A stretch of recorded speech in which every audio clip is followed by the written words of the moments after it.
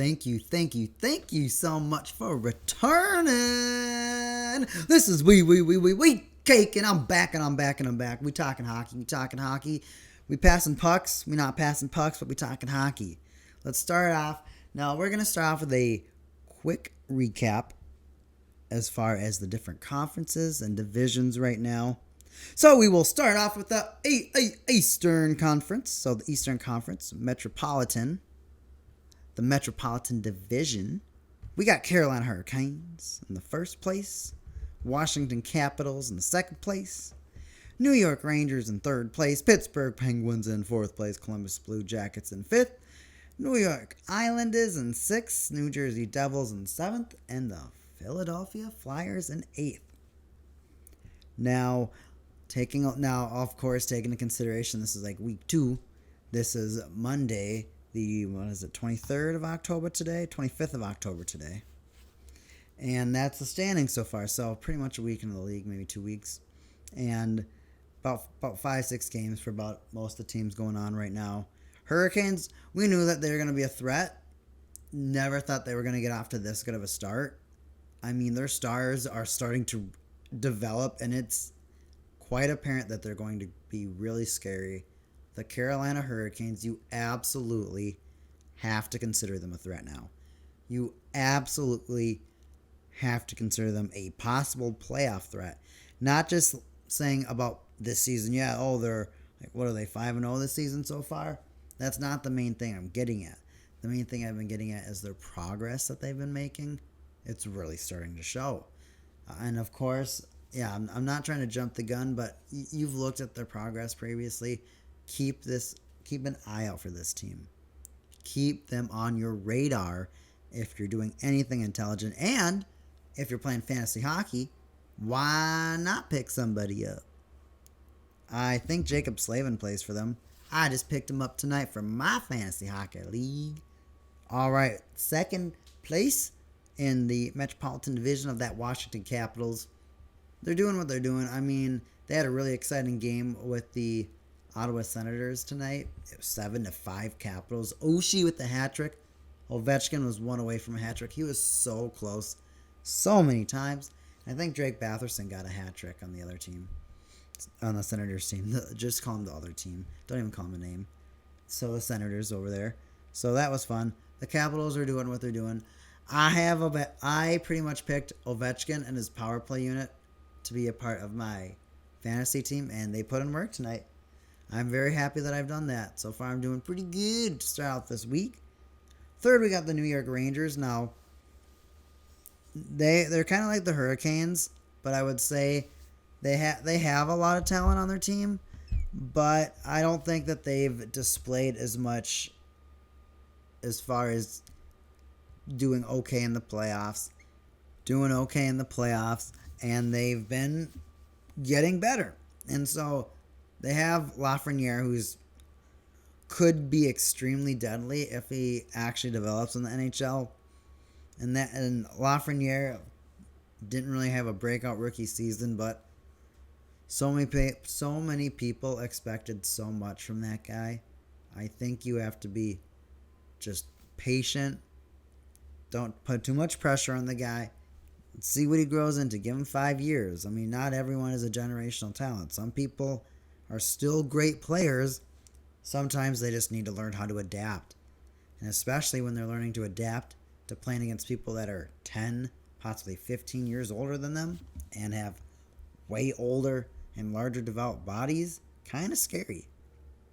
So right now, of course, the Rangers are doing great. The Pittsburgh Penguins are next. They're actually doing phenomenal right now, and it's super duper duper impressive right now of how the Pittsburgh Penguins have been playing. No Crosby, no Malkin, no Letang this last game, no Rust.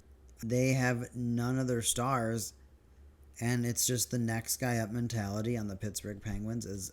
It's disgusting almost. Out of nowhere, they're just going to call it like this O'Connor guy did unbelievable. And I don't know any of these players. And I don't think anybody knows any of these players. And that's the best part about the Pittsburgh Penguins. You just look at them and they're like, we're going to throw this next guy up. You've never heard of him, by the way. and he's going to play into our system perfectly, and we're actually going to have a decent chance of beating you. Look at what they embarrassed Tampa Bay on their opening night where they raised the banner. They raised a banner that night because of their back-to-back ships, back-to-back boats, back-to-back yachts, back-to-back destroyers, back-to-back submarines. You know what I'm talking about. Water vessels. Anywho, all those ships, and they come back, and maybe they're partying too hard. I mean, back-to-back cups. What are they? They lose like 6-2 or 2-6, and to the Penguins. And it's just so funny when you look at the Penguins and you're like, they have no stars, and they're just slapping teams left and right. What was it? The Toronto Maple Leafs, a 7-1 victory. I mean, not even the fact that I'm a Penguins fan. 7-1 against the Leafs. That team is and that's a team and that's one thing that we're gonna get to in a little bit. But the Penguins are slaying it. The Blue Jackets are in 5th. No one expected that, but let's be obvious. They got rid of the cancer. They're like, oh, maybe this one guy's like making all our players hate life. It's not like he's a bad coach. He's just a coach that players don't like, or he's a hard to like person because of the way he does things. And there are some players that really liked him, and there were a lot of players that really didn't like him, and that was pretty obvious by the way that the Columbus Blue Jackets looks like now. But they're in 5th. Kind of impressed right there. So next we get to the New York Islanders. Kind of disappointed right now. Kind of don't know how they got there. Kind of worried. Kind of just don't know what's going on there. But of course, it's been like a week and a half. So you don't really hit the panic button until, let's say, mid to late November. It's like, well, y'all are still like have 2 wins and you've played 12 games. That's alarming. But right now, the New York Islanders are going to bounce back. It's like 3 wins, 2 losses. That's not bad. There's a lot of hockey to be played. A lot of things can happen in a season. New Jersey Devils is 7th. What was it? Jack Hughes, one of their first overall picks. He is now injured. That is quite unfortunate. And it's supposed to be like a long timeout, too, for the guy. And somehow in last place right now in the Metropolitan Division is the Flyers. Even after it's funny but sad at the same time when you look at the Flyers just absolutely push in. Actually push in the Kraken. The Kraken got just smacked around that game. It was like 6-1. Grubauer got pulled, and it was like actually super funny.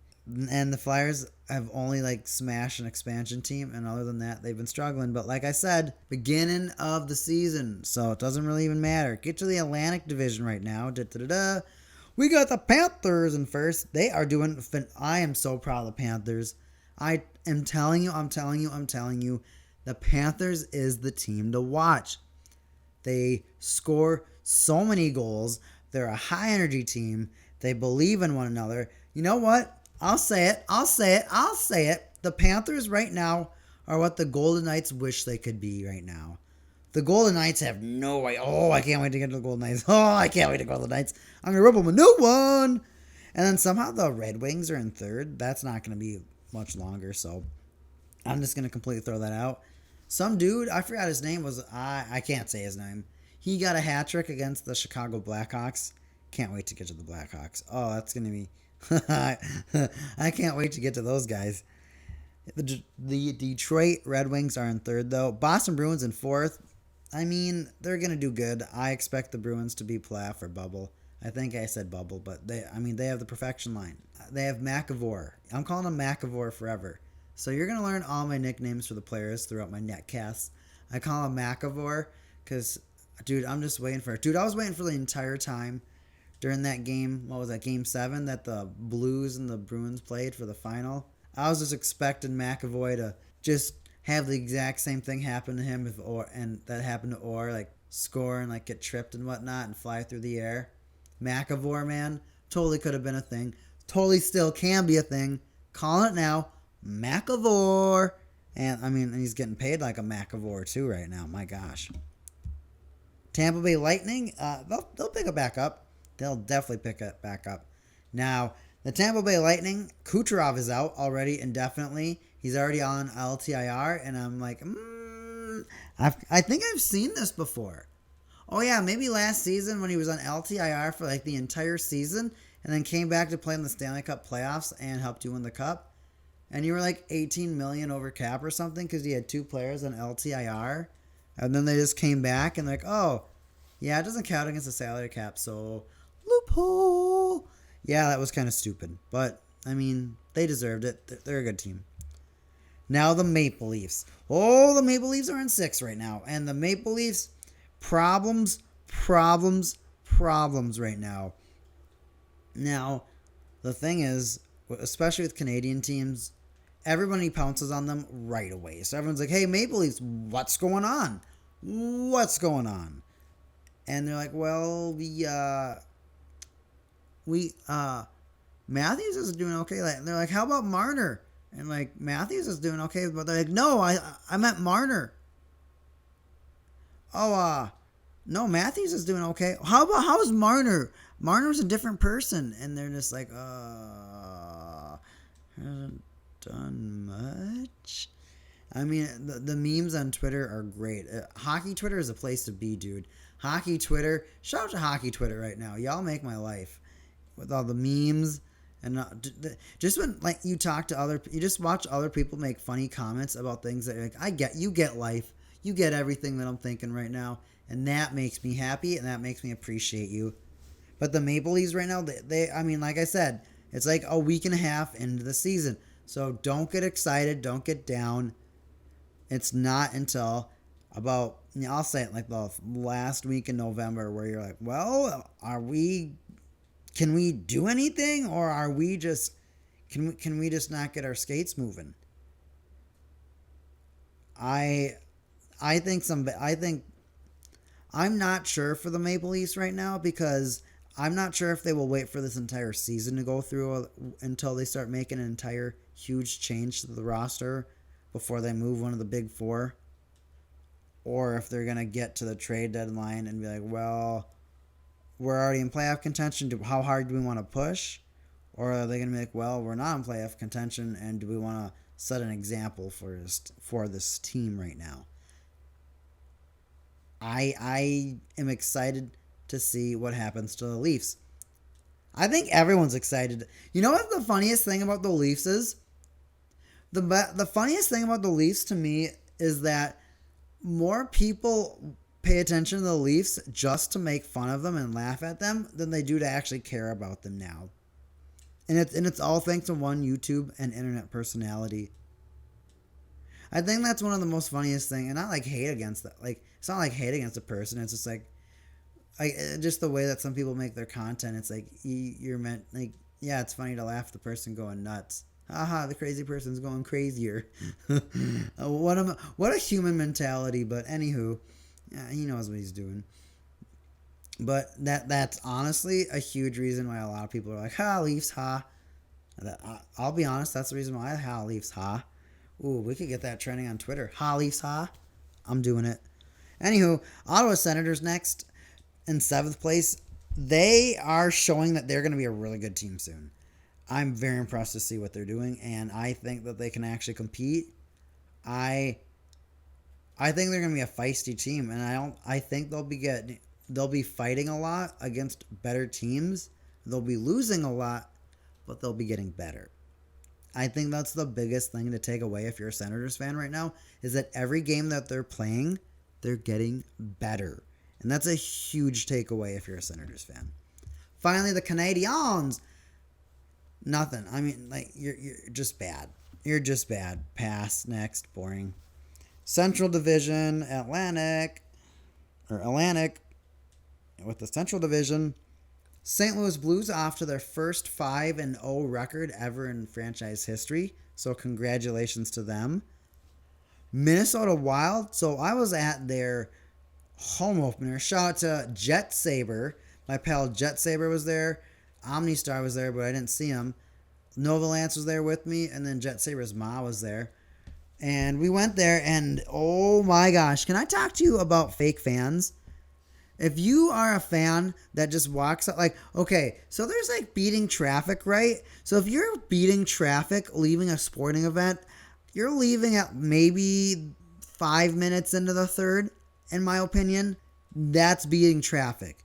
Beating traffic doesn't mean leaving the game when there's a minute left after you get scored on by an empty netter. That's just like accepting like, oh yeah, we're probably not going to do anything, which probability says no, but it was a high scoring game. I mean, 4-5 at that point? Oh no, it was 4-6. It would have been 4-6 at that point. So people were like, you know what, screw this, we're leaving. I'm yelling at everyone, hey, you fake fans. Like, let's be honest. If 70% of the crowd leaves, guess what you just created? Traffic. The mentality, the psychology behind that, I will never understand. Or you just rage quit your team. I'm like, if you're going to the home opener and you're not going to stay throughout the entire game, why put in the time? Why put in? It's actually funny. Why put in 58 minutes of your time? Like when it could be 60. You're just like, you know what? That 1 minute, nah, not enough. I can't do it. It hurts too much. And I mean, if you were a Minnesota sports fan, besides Minnesota basketball, you would completely understand. Well, women's basketball, you would completely understand and know what I'm talking about. But the Minnesota Wild right now, swagging out right now with a 4-1 loss ratio. Kaprizov, you gonna step your game up. We're gonna see you score. Next is the Stars. Kind of weird considering how their last year's season went, but one of their stars is back. Pun intended, but not really. I'm going to say this is the first week. I would really like to see what the Stars can do this season. If with all of their additional best players, healthy best players, let's see where they can take them. Can they go back to the conference final? Are they really a cup contender? Let's see what happens. I am excited to see what happens. Winnipeg Jets. They lost to the Wild in the home opener. That was a great hockey game. That was a phenomenal hockey game. I think you just need to take that as we battled as hard as we could, and at the end it just didn't happen. That was a great hockey game.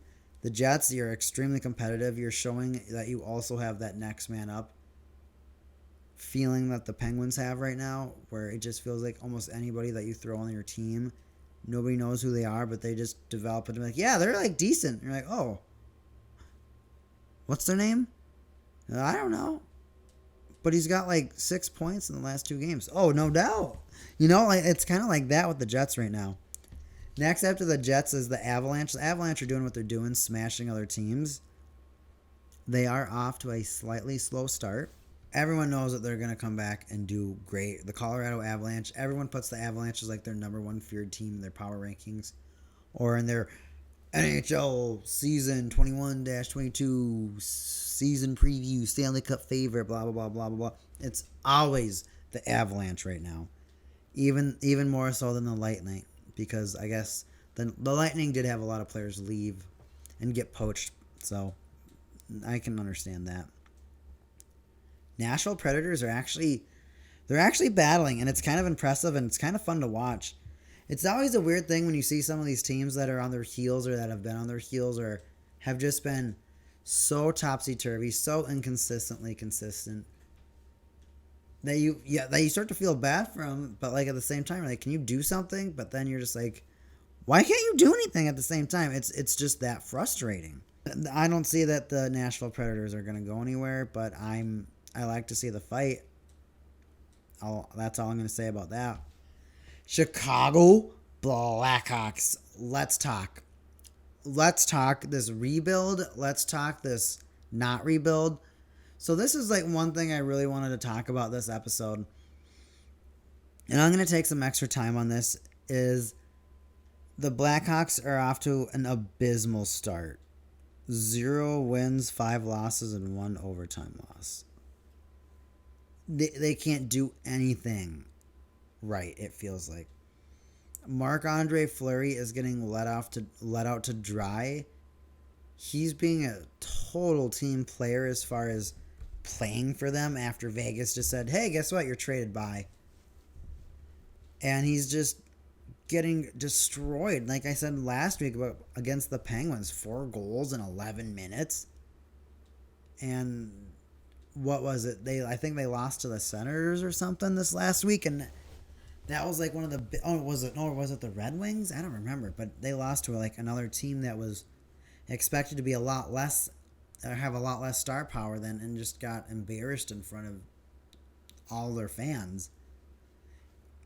The Chicago Blackhawks is in need of a decision, and it's a decision quick. So this is what I wanted to talk about really this week, and I'm going to kind of break off right now from talking about everything as far as the standings are concerned. What I want to talk about is jersey retirement. What I want to talk about is franchise players and what it means to have a franchise player, or what it means to really have a organization that can self-sustain itself for longer by maybe getting the most, so to say, value out of that player and then sending him out. So let's talk about their star power. So this last summer they sent Duncan Keith over to the Edmonton Oilers. I don't remember what they got back for him. But then they replaced him with the Columbus Blue Jackets all-star defenseman Seth Jones. Now keep in mind, the Chicago Blackhawks captain is still Jonathan Toews. They still have Patrick Kane. So they still have their first ever first overall draft pick, that being Patrick Kane. And they have Toews, another one of their, he's their captain, for heaven's sakes. You look at the signing that they take Marc-Andre Fleury from the Vegas Golden Knights. They pretty much, he's got a big salary. I think it's like $7 million a year or something. So he's not cheap, but they took him. So what I want to talk about in relation to looking at what they're trying to do, they're not rebuilding, but they've kind of told fans like a season ago, it was last season or 2 seasons ago, that they put a Twitter message out saying, don't be surprised that we're starting a rebuild because we haven't been able to win a Stanley Cup every other year. Calm down, Chicago. You have some great players. You've accomplished a lot. You know that you've accomplished a lot. So calm down with that nonsense. But anywho, Chicago Blackhawks are in a really awkward spot right now as far as figuring out what they want to do with keep trying to participate for a cup with this core, or are they rebuilding? So when a team is looking at rebuilding, generally they get rid of their star players, right? Or they get rid of their better players. I hate to say it. Look at the Arizona Coyotes, which is actually the last team in this.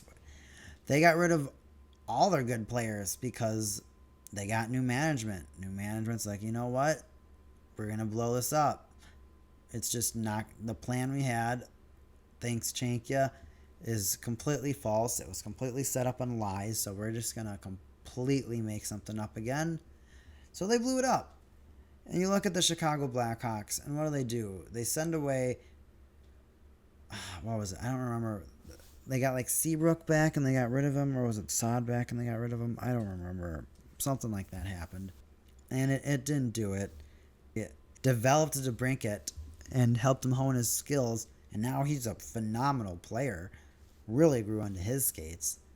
Doesn't feel like it's enough. I think goaltending has been a really big problem for them, and I think the league knows it's been a big problem for them. Even with Corey Crawford in his last few days playing for the league and playing for the squad, when he was experiencing his extreme episodes of vertigo, he couldn't play for like 4 years. And that really hurt the club because they couldn't patch that hole. And then they just kind of faded into nothingness. They weren't relevant anymore. They had star power. They could score, but everyone knew that they didn't have a goalie. And they get Marc-Andre Fleury, but at the same time, they've gotten rid of a lot of the key players. They've gotten rid of a lot of players that were able to produce things rather than just having a couple of all-stars and then really, really patchy holes all over the place. The Chicago Blackhawks need to figure out what they're doing and what they're doing quickly. Because in relation to what they're doing, they need to look at if they're going to go for value or if they're going to go for franchise. So now we get into value and franchise. Value means you trade away your players, like, let's say, the Coyotes, or what I really want to compare them to is like the Edmonton Oilers. Now, they didn't really always get draft picks, but after the Edmonton Oilers won all their cups, I mean, you look at Gretzky, he's been on 4 teams. You look at Messier, he's been on like 4 teams. You look at Yager, he's been on like 11 teams. You look at some of these all-stars, and they've played on multiple teams. First overall picks all over the place have played on multiple teams. But then you look at the Lemieux. Then you look at some of the other Red Wings, like, let's see here. I think maybe Zetterberg played for them the entire time. I think Yzerman may have played for them the entire time. But there's a lot of players that have just been franchise players from places. And just having that novelty of being able to say he put on one sweater his entire life, because not only was he devoted to that organization, but that organization was devoted to him, and they were going to trust in him. That's a special thing. And I think a lot of people envied that, especially about Mario Lemieux, is that they look at him and like, he only played for one club. That's it. That's all he ever had to do. And now he's an owner of the club. Kind of one of the most special things in the entire sports world. Like the entire global sports world, that is one of the most beautiful success stories ever heard of. Don't toot my own Penguins horn, but we'll dial it back again to the Chicago Blackhawks. You have these players, and it's obvious that you've gotten rid of some of the other players that could have been your franchise players that started not to pan out for you. So you have some of these players that just started to not pan out for you, for one reason or another, or like I said, the goalie wasn't there and you just couldn't patch that hole. Now you're left with really 2 players. Toews, your captain, and Kane, your sharpshooter. Do you go for the value and trade them? Like, hey, you get to the trade deadline, you look at a hungry team. Maybe the Maple Leafs. Maybe the Golden Knights. Maybe the Penguins. You look at all these other teams and you're like, you know what? Maybe we make a trade with them and retain some salary of that player. And we send them somewhere else. We get some value back. And maybe that's going to help us accelerate our rebuild. Maybe that's going to help us take advantage of the 7-year contract that they signed with Seth Jones?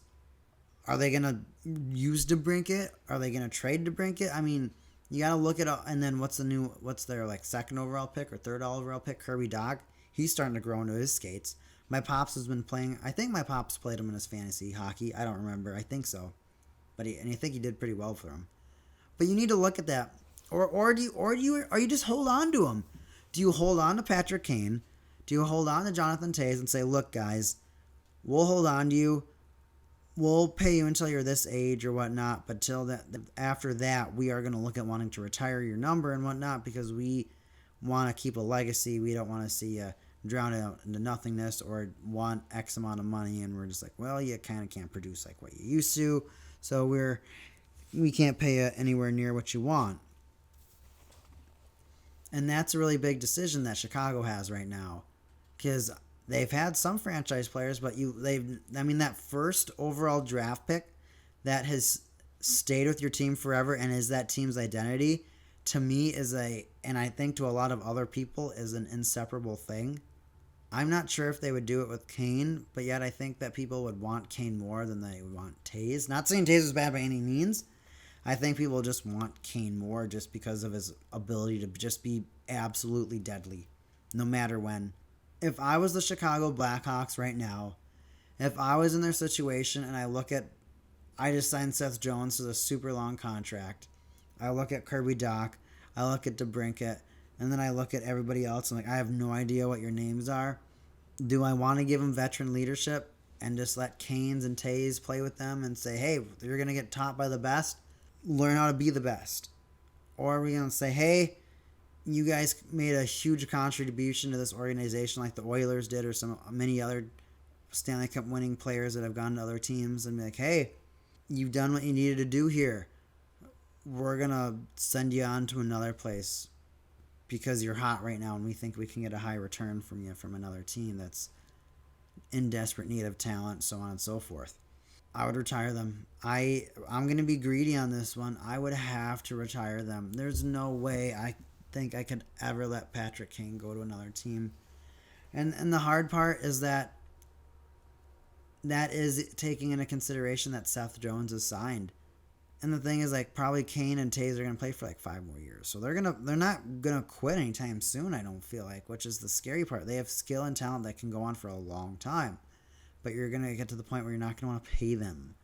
And that's going to be hard for the organization. In many of these situations, do you keep the player, and especially when you get closer to this rebuild? And the Penguins, I mean, we already know that they're never going to get rid of Crosby. They won't.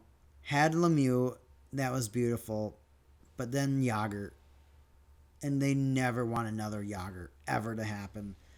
And that's a beautiful thing about the Penguins organization, is that they want that franchise player. They understand what it means to have a franchise player, and I think the league can respect the way that the Penguins have done it. And they say, okay, franchise players are really important. First overall draft picks that develop are really important. And that's why there's so much pressure on McDavid. That's why there's so much pressure on Matthews to actually participate. Because I think the Maple Leafs do have 2 first overalls. I want to say Tavares is the first overall pick. I want to say he is. And then, of course, Austin Matthews. First overall theory. I'll talk about that every time I do this netcast. But I am definitely the person that would make sure that you are my franchise player. Anytime someone ever puts on your sweater, they know one team. They only will ever think about one team. And you just build that legacy of that organization. Like, wow, he was a Blackhawk for 18 years, and that's all he ever wore. So as far as my question for you in the comments down below, tell me, are you the type of would you be the GM that would keep a franchise player like Patrick Kane? If you were in the Chicago Blackhawks situation, do you keep the player or do you get rid of the player? Do you accelerate the assets or do you hold on to them? Same with Taves. Do you hold on to one, both, trade both? Tell me what you want. Tell me what you would ask for him. I want to know what you would say, because this is a really important conversation. I think this is something that extremely needs to get discussed more in the hockey community. And I think it needs to be something that has more value. Every organization wants a franchise player. But there will come a time when that player won't be as proficient as they used to be. Or maybe the organization is collapsing and other players are leaving that all-star player kind of alone. And getting talent back is difficult. So that's something that can happen. Really interested to see what happens. The Chicago Blackhawks, I feel awful for them. And actually, I don't feel awful for them in the fact that I'm a Wild fan, but I do feel bad for them in the fact that I don't feel bad for them at all. They're just being stupid. I don't know why they signed Seth Jones. Nope, they're being stupid. Take it all back. Don't feel bad. Next. Coyotes are tanking. They going down in the first round because they want that first overall pick. The Coyotes want that pick. So they tanking and tanking. Bum. The Coyotes are absolutely tanking hard. It's so sad to see. It hurts so much to watch. And like I said, who knows if they're still going to be in Arizona by the time that this is over, because they don't have an arena next year. They have to figure out what to do with an arena next year. Yep, that's a thing. The Coyotes have pretty much been kicked out of the arena because they're rebuilding again. And they're like, ooh, yeah, we know people are barely coming to your games already. And now that you're rebuilding, that's not going to make money for us. So let's figure out something else for you, because that's going to help you out be more successful, because this isn't going to do it for us. Kind of sad, kind of embarrassing right there. Poor Coyotes. Let's get to the Pacific. And this is weird. First, we're going to start out with the Oilers. Mick Jesus is doing everything. Draisaitl is doing stuff. Perlini, where are you? I want to see you dazzle. I want to see Perlini getting a 50-point season. I'm expecting a lot for Perlini on the Oilers right now. And if you don't produce Perlini, I'm not sure what's happening with you, man. But the Oilers, everyone knows that they're going to start slapping, and now that they are, I mean, everyone knows the Oilers are going to do great. It's just like, okay, let's see how crazy McJesus does this season, and then when they get to the playoffs, that's when everyone actually starts to measure their performance. Now, this next thing is the second thing that I really wanted to talk about, and this is the San Jose Sharks. Looking at you, Evander Kane. So somehow the Sharks are second in the Pacific. Like I said, there's been a week and a half, so let's just wait for another couple weeks to go by before we get excited. I would like to see the Sharks do good. I am sure Brett Burns and Erik Karlsson, not William Karlsson, Erik Karlsson. I did my research again. Yeah, that's right. I did my research. I be picking it up. I be learning who these players are. I know I be making mistakes sometimes. but it's okay. I'll be moving on. It's aight. Anywho, we be talking about the Sharks. Okay, so they're doing decent. But let's talk about Evander Kane. So Evander Kane, 21 game suspension. 21 games. A whole month. A whole calendar month. You're on the side. Almost 2 whole calendar months, because I think he comes back on the 30th of November or something like that. And he doesn't get paid. It's like $1 million that he doesn't get paid because he can't play. You want to know why? It wasn't something that he did on ice. Has nothing to do with the allegations from his wife. Oh, you want to know what he did? He faked a vaccination card. That rumor was true. There was a rumor going around that it was happening in preseason that Kane has a fake virus vaccine card. He has a fake vaccine card. And everyone was like, okay, there's no way. And it's real. It's real, that's fake. Not real. The card isn't real, but it's real, that's fake. He got busted. Do you feel bad for him? No. Not at all. I mean, at this point, and I've heard some other people say things like that, you got to think about, where is this guy getting this logic? Like, what is going on in this dude's life that's making him make these decisions? Because these are some extremely poor decisions that are going on right now. And it's sad to watch right now. They are. It's extremely sad to watch the decisions that he's making. I mean, everyone knows about his gambling debt, that he pretty much isn't even getting paid for the most part for his hockey that he's playing, because he's got so much debt that he's just like, well, I have to just send all the money that I would have won on over to some other dude or organization or whatever. I don't know the back end of all of it, but that's awful. And then he's like, you know what? I'm already known as a player that most people can't get along with. I'm gonna get a fake COVID vaccination card, because going in and getting a shot 2 times, 2 weeks apart, is too difficult. That's too much work for him to do. He's like, you know what? I'm not if I don't have a beer in my hand in the off season, man, if I'm not like out and about, like, why am I living, man?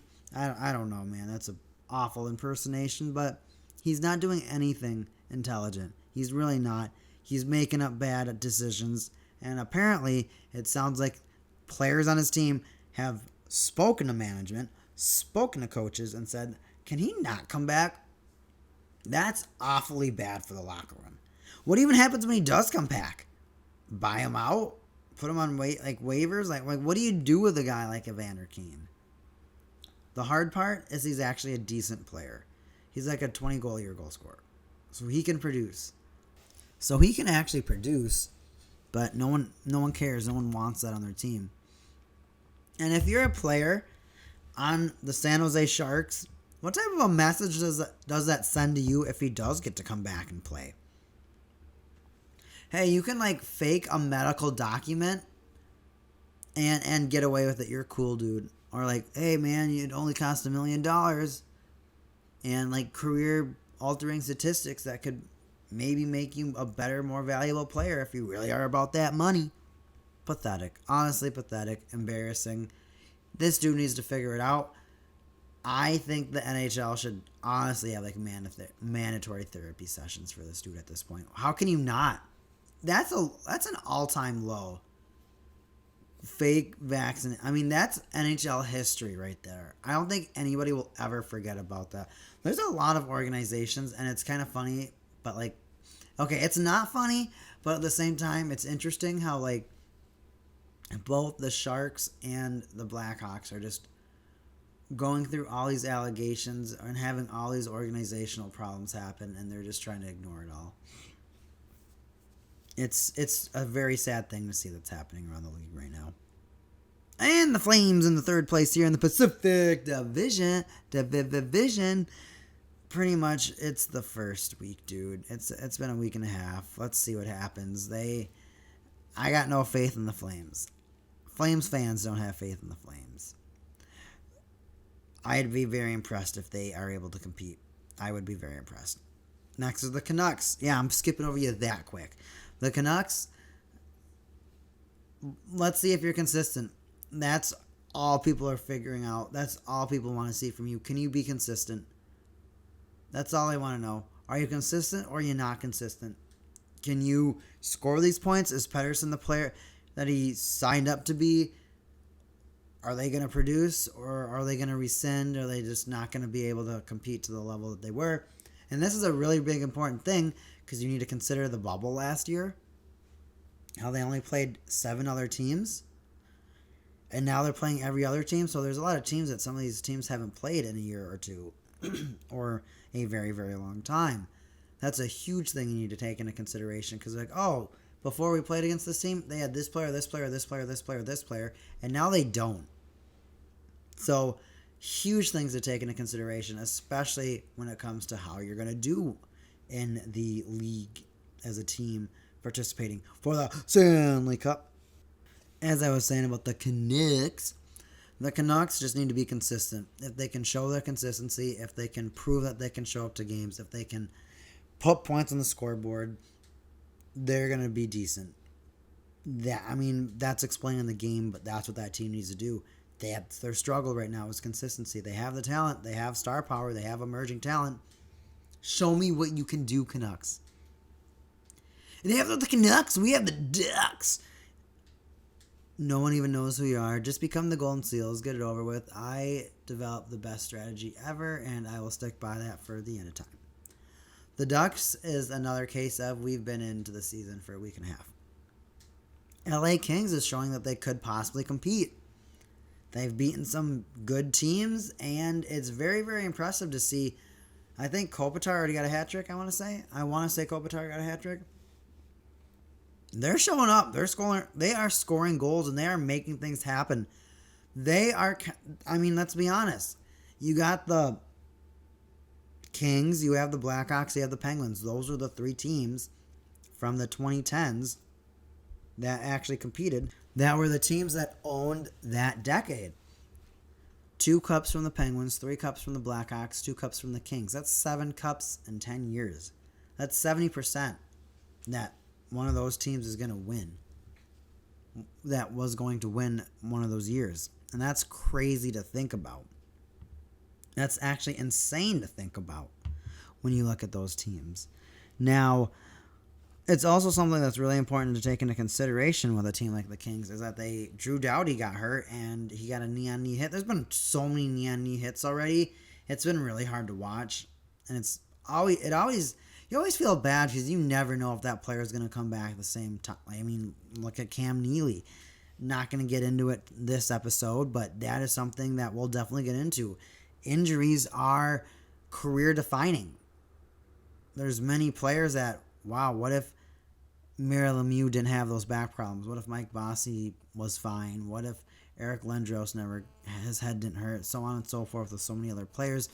That is such a huge thing that you need to take into consideration when you're talking about other players and their futures and their careers.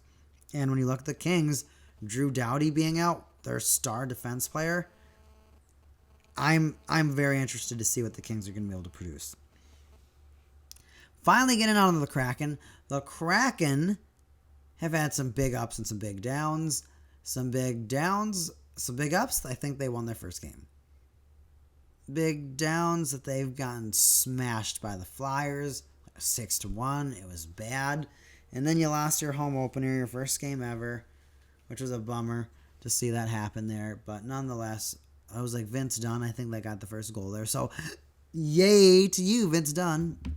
So yay to you, Vince Dunn. Congratulations for getting the very first goal in Seattle Kraken history.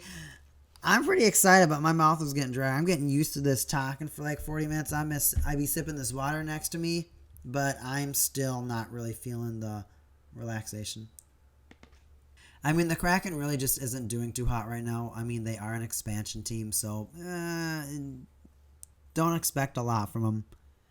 They're not going to be another Vegas. Don't expect it. There's a lot of hockey to be played, though. I can see them doing a lot better than some of these other teams that are doing a lot better than them.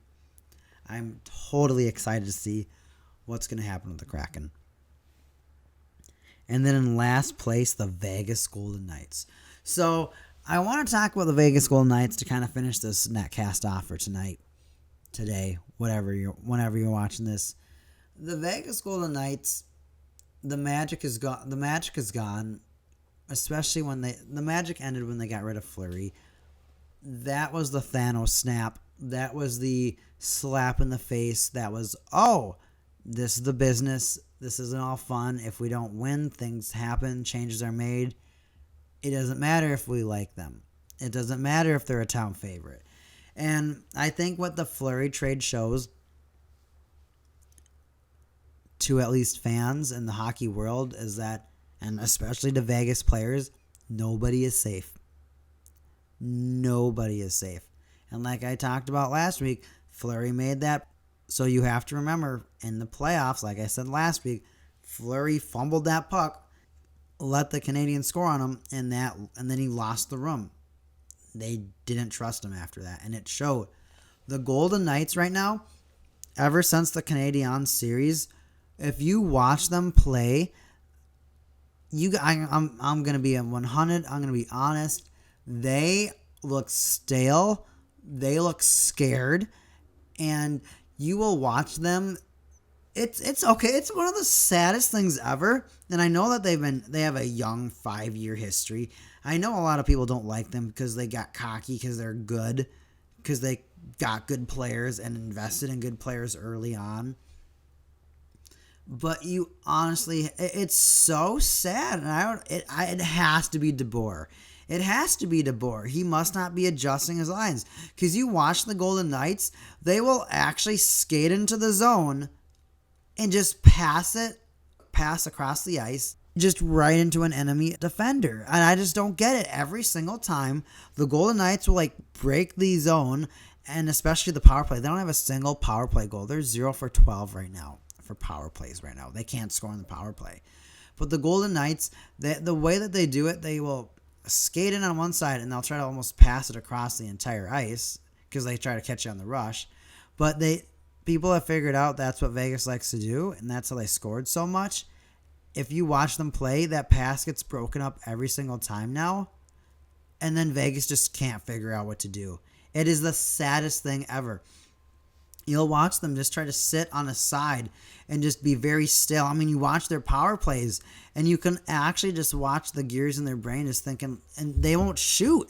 They don't shoot. They just try to just pass, but no one actually gets a decent shot opportunity, and no one takes a shot. And then they're the team that they'll pass it so many times that the shot that they take is just directly into the pads of the goalie. It's like you did all that passing and it was actually for nothing, and it was kind of sad. So the Golden Knights really need to figure out what they're doing right now. Watch their play. You will watch their center and their winger skate in, and it's just stale. They won't move their legs. They just sit and glide, and they'll pass, and the pass will get broken up. There will be a poke check, and then they just act shocked. Oh my gosh, we lost the puck. I can't believe that happened. And it's happened to them every single time. It happened to them in the Canadian series. They tried the same thing over and over and over again. They will make the pass. They don't go for the shot. If they shoot, they might score, but they are not shooting. They're only passing. So I think the Golden Knights really need to take into consideration Are they going to start doing drop passes, or what are they going to start doing to try to be more deadly? Because they're trying to get like the easy goal. They're trying to catch the goalie on the slide and hope and try to see if the goalie can get on the blocker or see if the goalie can get on the glove. It's honestly getting to be pathetic, and it's getting to be embarrassing. Watch their play. They will do the same thing every single time, and they just can't figure out how to adjust.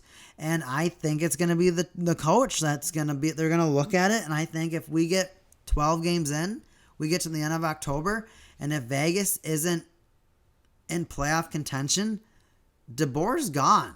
And that's going to be quick to have three coaches in 5 years for an expansion team. That speaks problems. And it's not, I think it really is coaching. I mean, I think that the players are being told, hey, play this system. It works. And then you watch them go on the ice, and you'll see them just skate in the most stale position. And you'll watch them like, don't pass the puck. And they will. Like, why would you pass it into enemy traffic? There's like two people right in the middle. And you're like, no, it might get to them. Or you watch their power play where they will pass it, and they'll let their defenseman take a clapper from the blue line rather than just trying to do a dangle. And they'll only skate it behind the net. They don't try to do anything fancy anymore. And it's sad. Carlson, what happened to your skating? The Knights aren't playing at 100% anymore. I think they're too cocky. And I don't know if they're mad at the Fleury trade, but they need to know from that Fleury trade that they are not safe at all. Those Golden Knights players could get tossed any second. They could go to any team because the Vegas Golden Knights is a win-now team. Of course, it's a win-now league, but the Vegas Golden Knights, especially right now, they've pretty much been the new kid in school that did one thing really cool and everybody looks up to them like, oh my gosh, you're really cool. Or maybe they just like brought in something really cool for show and tell. Like, hey, guess what? I have a VR kit. And everyone's like, oh, cool. I want to be friends with Jeffrey. And they're like, oh man, Jeffrey's cool. And then they realize that he can't bring that to school. And they're like, he's just a guy. He's a person. He has a personality. He's not just a toy. And I think that's what the Golden Knights players are starting to learn. Like, oh, we're not special anymore. We are the misfits, but they're star players. I mean, it's so sad when you're like, okay, Stone's injured, Pacioretty. And you look at that, it's like, that's why you're not scoring? It's not why you're not scoring. How many goals did Stone score against the Canadiens in the playoffs? None. I'm pretty sure it was 0. It may be 1, but I'm pretty sure it was 0. Like Carlson, Smith, Marchessault, they, not saying they didn't produce in the playoffs, but they need to figure out and score quick. There needs to be some dirty scoring going on this week, or I'm afraid the Vegas Golden Knights is going to be in danger quick. They are going to be in danger of pretty much having the support of a lot of faithful fans. I think they're going to trade players. I'm like, oh, the player I liked is gone, and now I care a lot less. And I think a lot of Vegas fans are going to start to learn that it is a business, and be prepared to have your heart snatched at any time, because that's sports. Okay, we got through all the teams. We got through the league. Pretty much, I guess that's kind of the format that I'm just going to start off right now, is just kind of talking about the leagues and kind of the fun stuff that I've heard about, some of the teams, some of the other things that have been going on in the league. I definitely have been very, very thankful for everyone that's been listening in again this week. This is another WeCake'n, talking about hockey, talking about sticks, talking about pucks, talking about players, talking about signings and draft picks and all that. Thank you so much for listening in again this week. I will definitely be back again next week. I'm going to get more structure. I'm going to have a list of cool things to talk about. Rather than just go through all the teams, I'm going to switch it up next week. That's right, I'm going to switch it up next week. So be ready for that uppercut, because I'm going to be back. Choo, choo, choo, choo. This is WeCake'n. Thanks again for tuning in, and we will see you on the next Netcast.